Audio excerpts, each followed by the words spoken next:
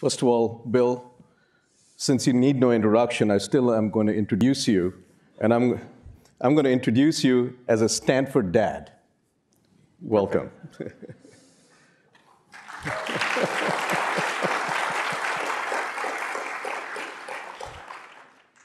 So let me first say, my first encounter with you was when I was in few months as a first director of RPE, and people had arranged a meeting with you in your office. And I went out there, and you were a few minutes late, but you walked in with a document. And I realized that was my congressional testimony. And I said, shoot, I'm going to be grilled. Which you did. You did grill me nicely. But then I think I told you that, Bill, I think you're the only one who's actually read my testimony. But I just want to take this opportunity for, at that time I asked you that I need help from you because we were starting off RPE, and I had never been in Washington, and I need all the help I could get. And I just want to take this opportunity to first thank you for your support for RPE. Whenever I used to meet you, you used to ask me, how can I increase a budget? And that was a tough question to me because I had to say that's the president's budget. And you did your magic on the Hill. I don't know what you did, but RPE survived because of you. Thank you so much.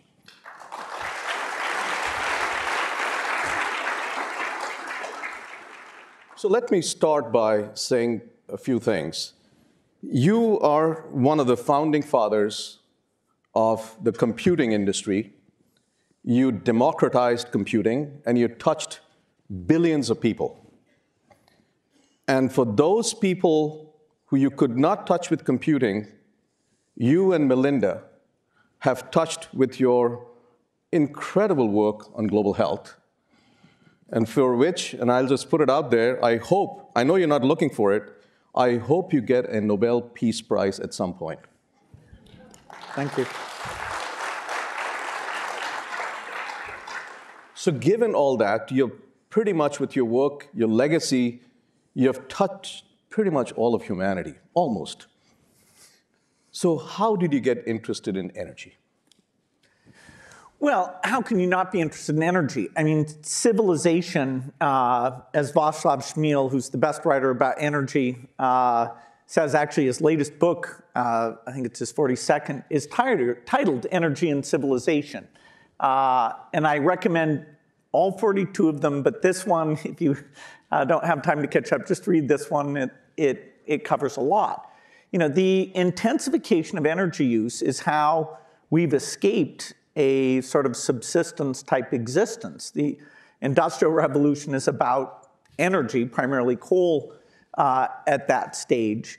And when I put my foundation hat on and look at, okay, what needs to be done for Africa, poor countries in general, but particularly Africa, the amount of electricity per person has gone down in Africa over the last 20 years. And there's no way you can build, there's an upper bound on what you can do with an economy unless you get infrastructure, including roads and electricity, up to a certain level. So it's a huge concern that all these developmental goals we have are unachievable unless you get energy available there.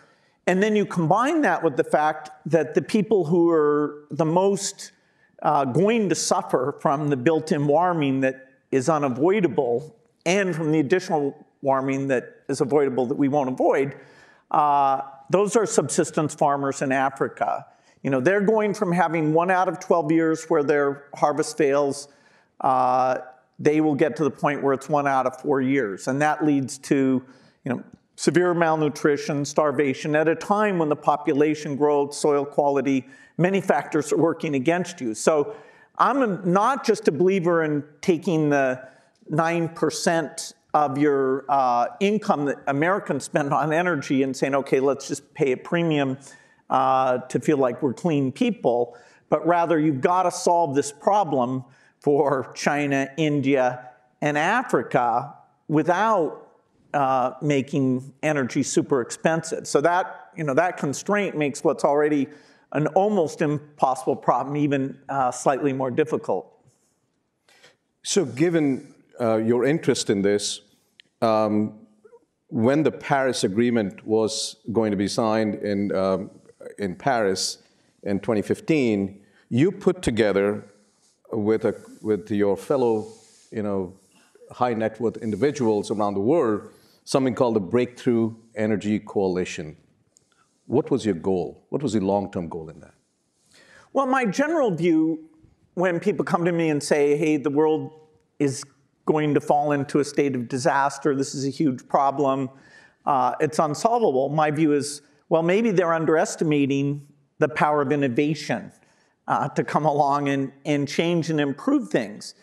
And so in the 90s, and I was reading about climate change, and then after the 2000, where Ken Caldera, David Keith, a few people, I started having them on a regular basis to educate me and telling me what to read about climate change.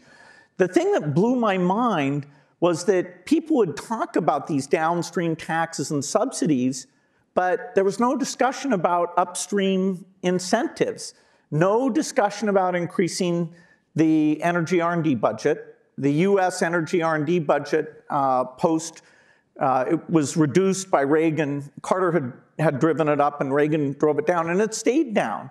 And all these climate people, they never talk about the research budget. I think it's partly a confusion about the nature of the problem. What it means that electricity is only 25% of the problem, and you need reliable electricity. And the goal is not to take a bow because you use natural gas and you got a factor of 2. That's nothing. That contributes 0. In fact, because the forcing function is sooner on natural gas, completing coal to natural gas right now in the next 50 years and then shutting it down, that's a net addition. It's just that you're doing your math wrong because you don't understand the way the lifetime trade-offs are done for natural gas anyway. So the idea that R&D wasn't like the prime thing, and I remember sitting with Obama, there were a bunch of us there, I'd created this coalition, and I was saying, hey, if you can only do one thing, increase the R&D budget, and he said, no, I can do the carbon tax and the R&D budget. Well, we ended up getting nothing at all, even though the R&D piece, which is a long lead time piece, which is very necessary, probably could have been done. So in any case, as part of the Paris Climate Accord, I'd gone to 30 different countries and said, will you come and commit to double your energy R&D budget? And in fact, the only reason Modi came to the event was because he was enthused about that. We picked his name for it, which was called Mission Innovation. And there was this big announcement there. And in fact, most of the countries that announced have followed through. The US is slightly off a straight doubling, but in total, an extra $3 billion now has gone into R&D since that event, which does tilt the odds slightly in the favor of the breakthroughs that we need. Now, we also need the basic research budget is only an enabling thing. You need the next step after that, but it is certainly critical and was not on the agenda. So a lot of people are very optimistic, as you know, with wind and solar, the renewables cost coming down, the battery costs are coming down. You think that's enough, or do you think we need more? No, that is so disappointing. I mean, really. Václav yesterday, he said, okay, here's Tokyo, 27 million people. You have 3 days of a cyclone, basically every year. It's 22 gigawatts rate over 3 days. Tell me what battery solution is going to sit there and provide that power. I mean, let's not joke around. You're multiple orders of magnitude, $100 per kilowatt hour. That's nothing. That doesn't solve the reliability problem. And remember, electricity is 25% of greenhouse gas emissions. Whenever we came up with this term clean energy, I think it screwed up people's minds because now they don't understand.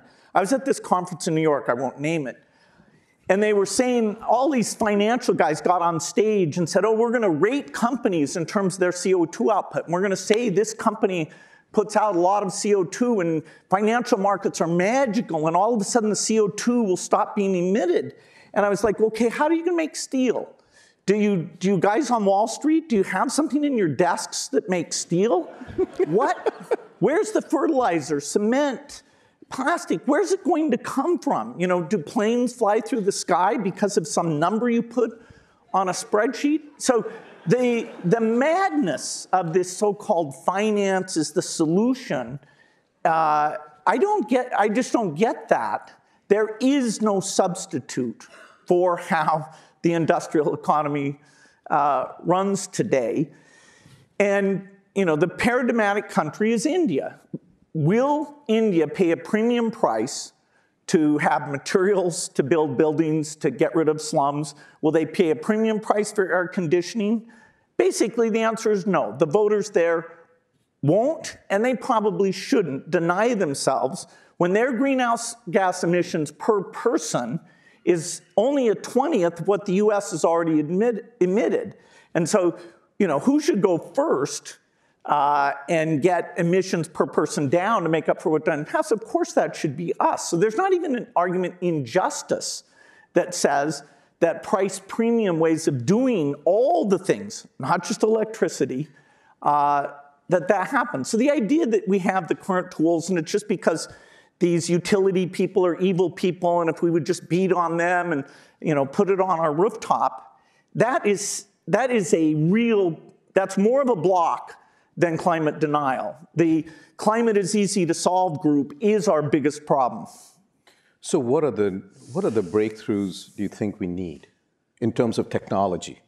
Well, it's pretty straightforward that in the electricity sector, you either need something like nuclear fission or fusion that runs 24 hours with the high-duty cycle, or if you're going to rely on intermittent sources, then you need some monster miracle that's more than order of magnitude away from anything. This is grid storage, not consumer vehicles going 300 miles. Right. This is, hey, Tokyo, don't worry about it. It was cheap to solve. And by the way, you're only getting value out of that battery once a year. So, do the math on what that looks like per kilowatt hour. Anyway, so you have electricity generation.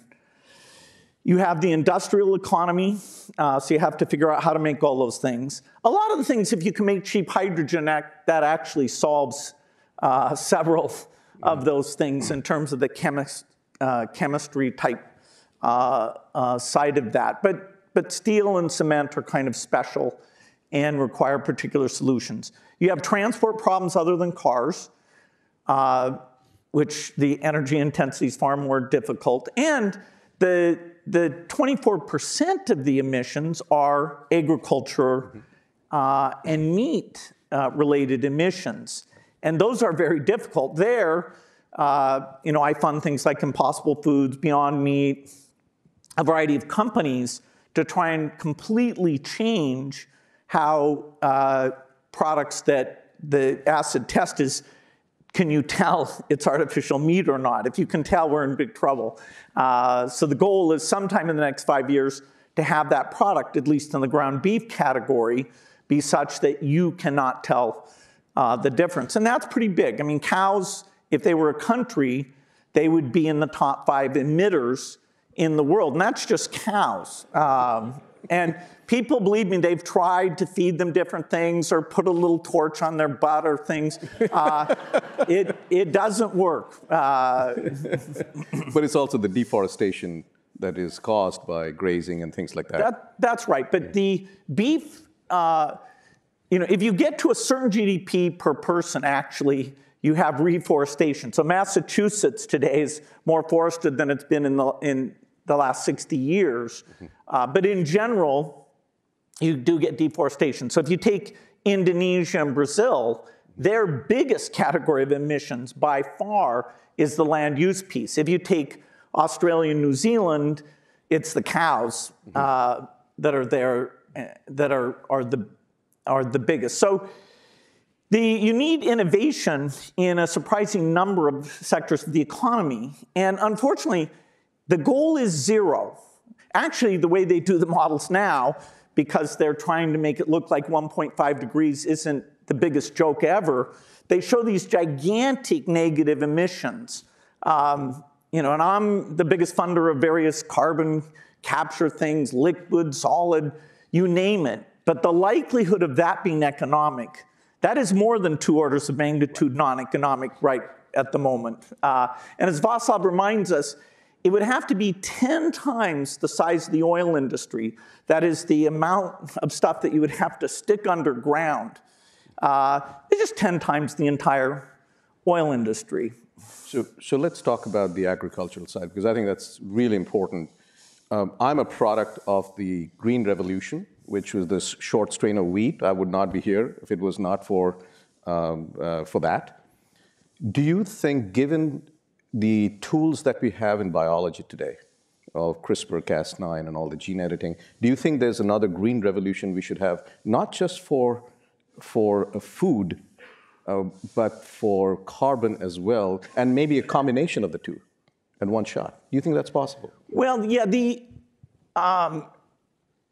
Gates Foundation funds a thing called improving photosynthetic efficiency. And there is literally a factor of 2 to be had in terms of changing the basic photosynthetic pathway. There's about 4 different things you have to do. But the photosynthetic pathway is not optimized. That is, there was an evolutionary bottleneck when CO2 levels were very low, and these plants don't have the right rubisco and the right, they turn off, they don't like to die. And so they're not maximizers in terms of their output. And so there's various ways that you can change photosynthesis. That would be extremely valuable, not just in the plant economy, but also as you move that over into trees that are extremely good.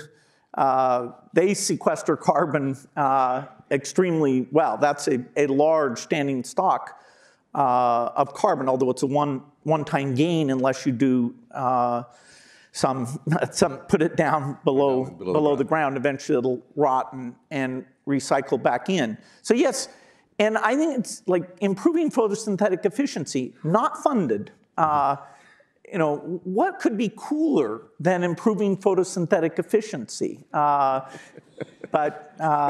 So yes, we need a new green revolution. Agricultural productivity in Africa is a quarter of what it is in the US and Europe. It's partly you don't have extension service, you don't have fertilizer, you don't have irrigation, but it's also that the seeds are not well adapted to the various environmental conditions. And Africa has more variety than any other continent. So the variety of types of seeds you need is actually a lot greater. It's that whole seed thing is not well invested in. But if you care about climate adaptation, the thing you would most invest in, by far the top of the list, would be more productive seeds. So if you're only having 3 or 4 good years, you either maintain buffer stock or you sell it and you have cash that holds you through that year that your harvest isn't working. Likewise, there's a lot we can do to deal with high temperature and deal with drought. There are crops like sorghum that teach us how you can deal with tough conditions. So, switching subject, you are a big supporter of nuclear. And in fact, you invested in TerraPower. And my question to you is that right now, it is not cost competitive in the United States. Korea has done very well in this. And TerraPower is going to install, I think, the first thing in China. And so what are your thoughts on how to make nuclear, which is a carbon-free, as you said, baseload power, how do you make it competitive today? Yeah, so nuclear starts out per reaction with 1 million times advantage over burning hydrocarbons. So you'd think, hey, a factor of 1 million. We must be able to preserve at least some of that and not be absurdly expensive. In fact, in the US,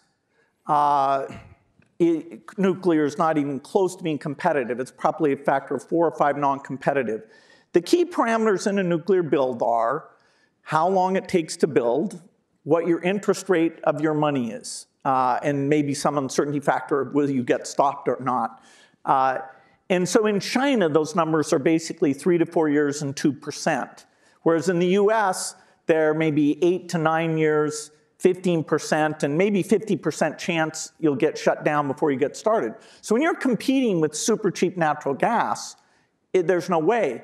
Also, current designs are, although per output, it's the safest form of energy ever created, more than, say, natural gas lines that blow up in neighborhoods or coal mines that create particulate that's not good for health. Because it happens in Chernobyl-like events, it's unfortunate. Those designs that have high pressure and they don't have a good heat pool and they require operators to actually look at lights and do things, it's a pathetic design. And yet it hasn't been changed. It hasn't been redone in the digital age where we can massively simplify it, make sure there's no pressure anywhere, which forces you to, in our case, a sodium pool design. So it's on paper, which is where it exists in this incredible simulation. This thing is phenomenal, incredible. An end of so-called fourth generation nuclear. It's the only well-funded project. Even so, it requires the US and China to work together. How's that going? It requires a lot of patient capital. But nuclear in China is cheaper than coal. Do you need more tariffs, by the way? Well, we need comedy. We need US and China to work together to bring this solution, because the US understanding of these issues is phenomenal. We shut down FFTF, but there was a lot of materials learning there that was quite fantastic. And the Chinese are where they're going to build a lot of reactors, really build them. I mean, they'll show you the sites. They're quite serious about it. So if nuclear has a chance, that's probably it. So you're talking about the technological side, if you can somehow bring down the cost and make it safer. But these are all playing in the energy markets. And the energy markets are short-term. And these are investments that are, in a nuclear case, 60 years, maybe 70 years, maybe even longer in the future. So is there some innovation on the market side that will actually favor the long-term investment? Should there be some innovations out there? Well, unlike software, where the customer set for a particular software product is very heterogeneous, and a new entrant can go in and say, okay, we'll serve the customers who want the really cheap form, or the ones who want the simple one, or the ones with lots of features. When it comes to pumping electrons at people, there's like one commodity market that is more than demanding about reliability. And so the incentives for a utility company in going to their regulator and saying, okay, we want to make electrons with this new technology, what possible reward do they have for taking risk that will either fall on them or fall on the ratepayers? It's a market whose R&D percentage is the lowest of any large market. In that case, I'm not calling education a market. It has the lowest R&D percentage of any part of the economy. But energy of the market, quote, driven areas has extremely low R&D. And it's partly what you say is anything you do today, by the time it's used in volume, your patents will probably have been expired. And so it's not like software. And people have been spoiled by software. And in fact, the great venture capitalists here in the Valley who supported a lot of green stuff got a lot of negative feedback because they were taking on these much tougher problems. And that's why a new sort of wave of that, with incredible help from John Doerr, Vinod Khosla, people who really pioneered the area, now this Breakthrough Energy Ventures is trying to step into that space of, okay, we'll fund things, and we have a 20-year lifetime, which is longer than a typical venture structure. You put your own money behind that, and there are other people putting money in the Breakthrough Energy Ventures. Now that you're seeing the new technologies and the entrepreneurial spirit coming out, what excites you, and where are the gaps? I'm more excited than I expected to be. I was calling up those people and saying, hey, let's put $1 billion together. They were like, is there good stuff out there? And I was, oh, sure, absolutely. And I was hoping that was true. So we hired an amazing team, a high percentage are ex-RPE people who are fantastic. So it was only a little over a year ago when we got the team in place. And the deal flow that they've seen, and we have a kind of a ridiculous criteria, which is we don't invest in something unless, if it works, it will avoid 0.5% of greenhouse gas emissions. So we can do artificial meat, we can do new ways of making steel, across the whole range. It's not just electricity, but we're not going to invest in some other thing. So like Climate Corp, which Vinod had in his green fund, thank God, because that's what made it profitable, that wouldn't fit our criteria of what to invest in. And even so, we are seeing a lot of great stuff. In fact, if you set aside money for the later stages of these companies that they don't need yet, it'll only take us maybe 2 to 3 years before all that money is committed to those companies and whatever successful follow-on things we think we need to be part of. And so we'll go back and say, hey, let's do more. So the deep thinking, and these are, there's no guarantee. The fact that chips actually work or sending signals through the air actually works. It's assuming there are great breakthroughs like that, which only nature knows the answer to those things. But it appears that making hydrogen cheap, making steel cheap, they're at least, for every crazy thing we need to solve, we're finding at least 3 or 4 people, most of them will end up being wrong, who are willing to say, hey, write us a check and we'll go work on that. Terrific. Any prospects of nuclear fusion? Yes, the Breakthrough Energy did put money into Commonwealth Fusion Systems, which is sort of an MIT approach where you take the fact that you can do these extremely high Tesla magnets, and so you take the design and it's a lot smaller. Also, the problem with fusion isn't just making it work, and nobody's ever gotten real energy break even. Making it economic is hard because, in our fission work, we have these neutrons, and they, degrade our materials, and it's the toughest thing about the so-called traveling wave reactor design of TerraPower. These fusion guys, those neutrons are in a completely different league in terms, and so how they replace materials over time is very difficult. And there are actually more fusion companies in North America, several are Canadian, today than there are fission companies. In a certain sense, if you put aside SMR, there really, other than TerraPower, aren't any really big play fission companies. Whereas fusion, there's quite a few. Mm-hmm. Now, a lot of them look sketchy to me, but thank God. But they need to try. They need to try. Yeah. I mean, having a dozen companies is very impressive. Mm-hmm. that's going on.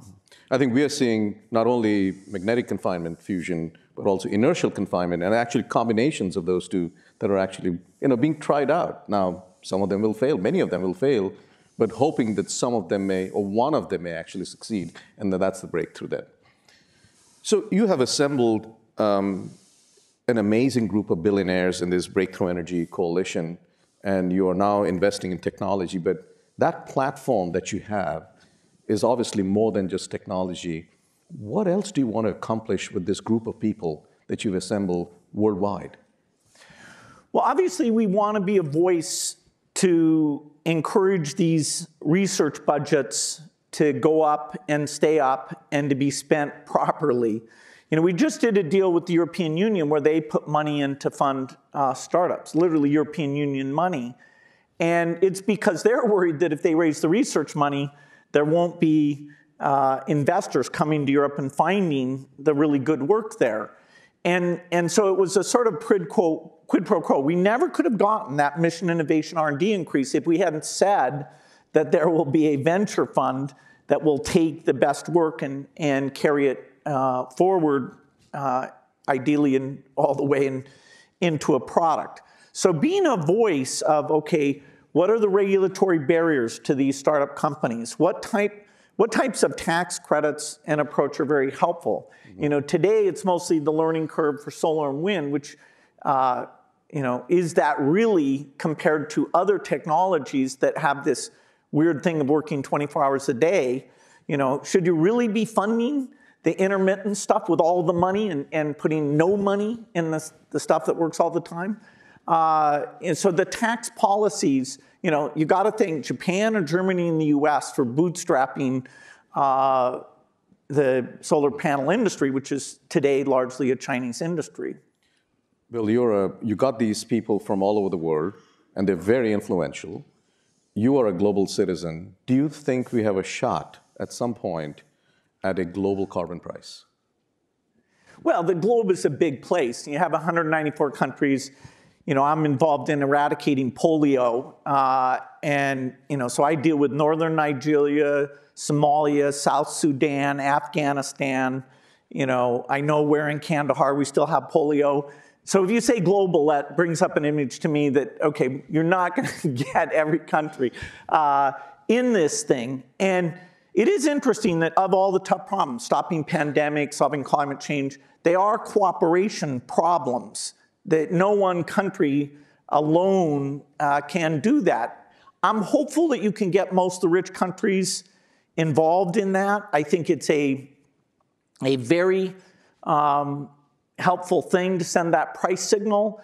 It's not Pigovian in the sense that it substitutes for the damage. It's not at all. It's simply a price signal that incents some risk-taking behavior, but not the classic Pigovian, hey, pay the price, okay.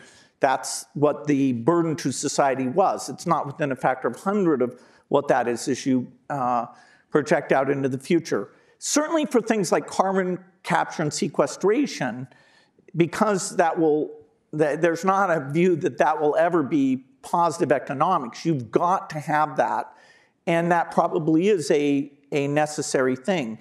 And you have to have a sense that it'll be there over a long period of time. I do think, you know, some things that I think will come back. You know, I think the U.S. will re-enter the Paris Climate Accord. But, you know, take Germany, who's very well-meaning. They managed to make their consumers pay the highest electricity prices in the world.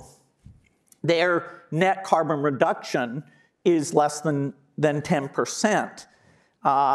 You know, and so the world has not had a year where we make less CO2, and you know that will be an interesting year if it's not because of a massive recession.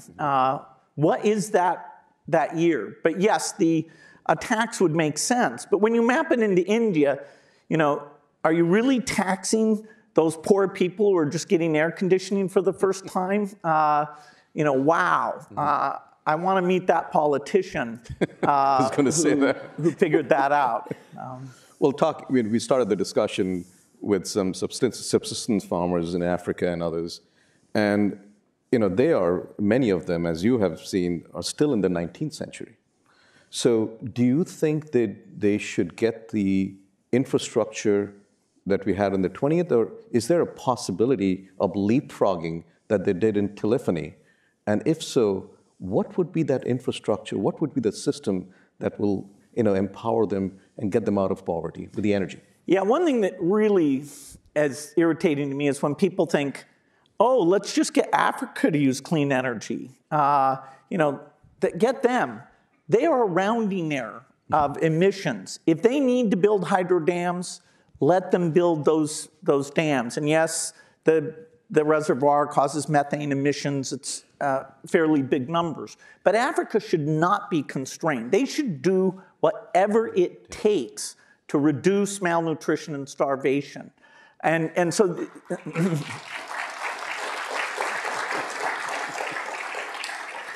And people get confused. They think, oh, let's let them have little lights at night. Well, you don't create any jobs. The amount of electricity required to create a job, that is not intermittent electricity. That is electricity that's there all the time. So just, cheap solar panels, which is great, that is no solution. They need grids, they need, rather large amounts of power. Yes, I hope that we have some breakthrough that their relative lack of installed base makes them a good candidate. But if you really say who's going to add energy capacity in the next 25 years, that's India and China. China still has one doubling left. If India is on a reasonable economic growth post, they have a factor of 4 still to increase.